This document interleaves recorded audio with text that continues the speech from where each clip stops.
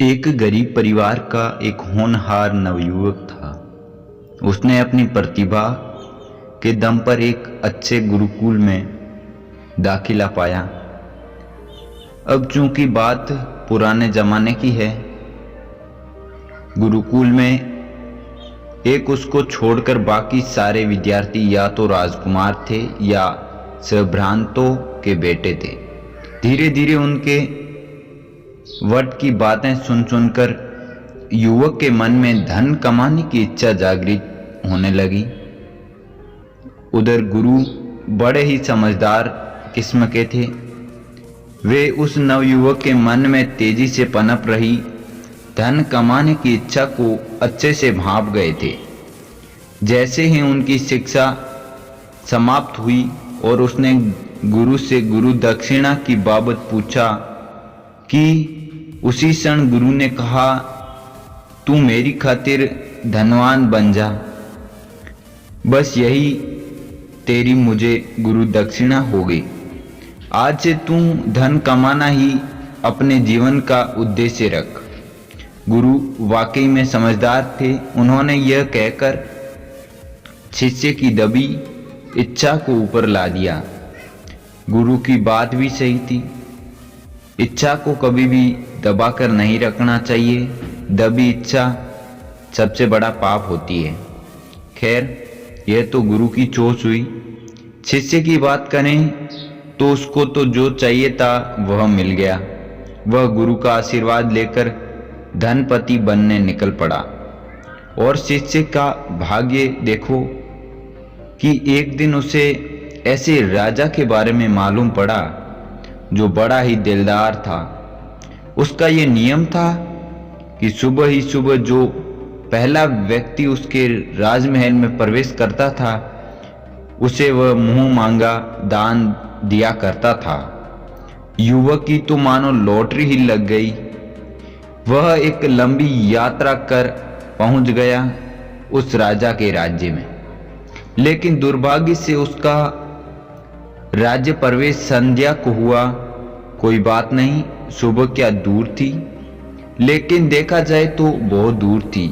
आपको भी अनुभव हुए होंगे कि कोई बड़ी तमन्ना पूरी होने का घंटों भर इंतजार भी कितना लंबा होता है, जबकि इसे तो पूरी रात काटनी थी।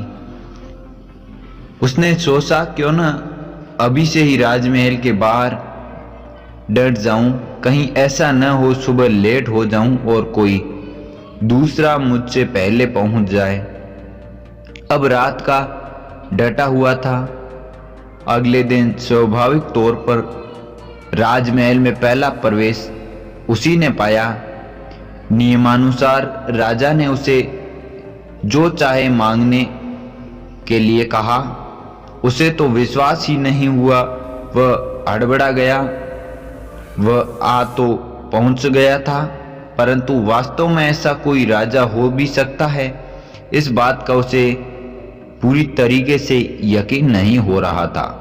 भीतर ही भीतर वह इसे अफवाह और कहानी मान ही रहा था। इधर उसे इस तरह का भौचक्का देख राजा ने अपनी बात दोहराते हुए कहा, बेझिझक होकर जो चाहो मांग लो। शिष्य सोच में पड़ गया। गरीब था, मन में यही आ रहा था कि क्यों न मांग लूं।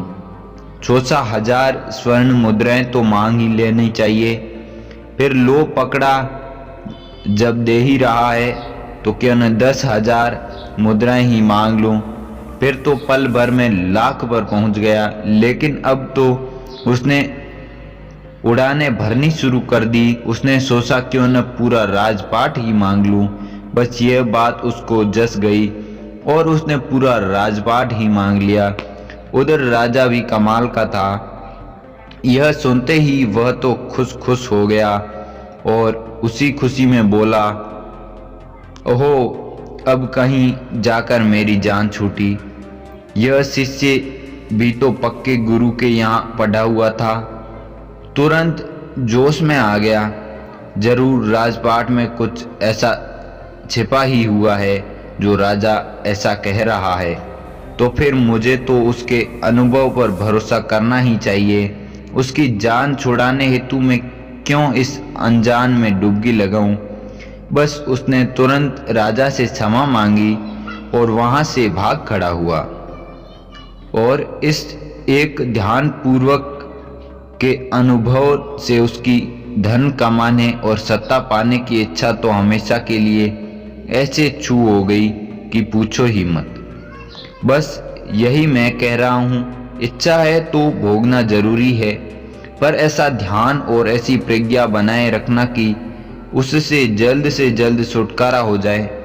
अपनी इच्छा से छूटना महानता है, हाँ, लेकिन इतना ध्यान रख लेना है कि इच्छा दबाना या उसी के लिए जीना दोनों के लिए घातक है।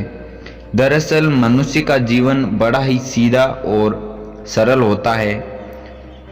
उसमें दुख को जगह ही नहीं है, परंतु जीवन मन से चलता है और मन के व्यवहार का जगत को बहुत कम अंदाजा है। वहीं मनुष्य का मन कोई कॉम्प्लिकेटेड इम्प्रूवमेंट नहीं करता है, परंतु वह पूरी तरह नियम से बरतता है और आम लोगों को नियमों का ज्ञान देता है, इसलिए उन्हें कॉम्प्लिकेटेड लगता है। बाकी तो जो नियम से बरत रहा है उसके नियम जान लो, सारे कॉम्प्लिकेटेड ही समाप्त हो जाएंगे। और वर्तमान के संदर्भ में मन का ये सीधा नियम समझो कि एक बार मन ने जिस चीज की इच्छा पकड़ ली उसे भोगे बगैर तथा भोग कर उसकी व्यर्थता जाने बगैर उस वस्तु का उससे छुटकारा नहीं पाया जा सकता है। फिर भले पल भर को ही मानसिक तौर पर भोग कर ही वह उसकी व्यर्थता समझ ले, परंतु पकड़ी इच्छा से छूटने हेतु उसे पल भर तो उसका अनुभव होना जरूरी है। अपने मन में जागी इच्छा को भोगना तो पड़ेगा ही। अब यह तो सीधा और साफ सत्य है, परंतु इसके बावजूद यहाँ हर कोई बिन भोगे छोड़ने के चक्कर में पड़ा हुआ है, और जितना वह छोड़ने का प्रयास करता है उतनी ही वह इच्छा उसकी तीव्र होती जा रही है। यही कारण है कि कोई इच्छा हजार दुख देने के बाद भी मनुष्य से छूट नहीं जाती है। लेकिन समझदार हैं, बिन भोगे त्यागने के चक्कर में पड़े मत और भोगते वक्त हमेशा बनाए रखें। मैं वादा करता हूँ कि जीवन की तमाम व्यर्थताओं से जल्द ही आपका छुटकारा हो जाएगा। वहीं किसी इच्छा बाबत भोगते रहो, बस भोगते ही रहो के चक्कर में मत पड़ना, वरना पूरा जीवन उसी इच्छा बाबत और रट लगाने में बीत जाएगा और मृत्यु भी उस इच्छा के और की मानसिक दिशा में ही आएगी। अतः इच्छा जागी है तो भोगे जरूर, हाँ, ध्यान उससे जान छुड़ाने पर भी बनाए रखें।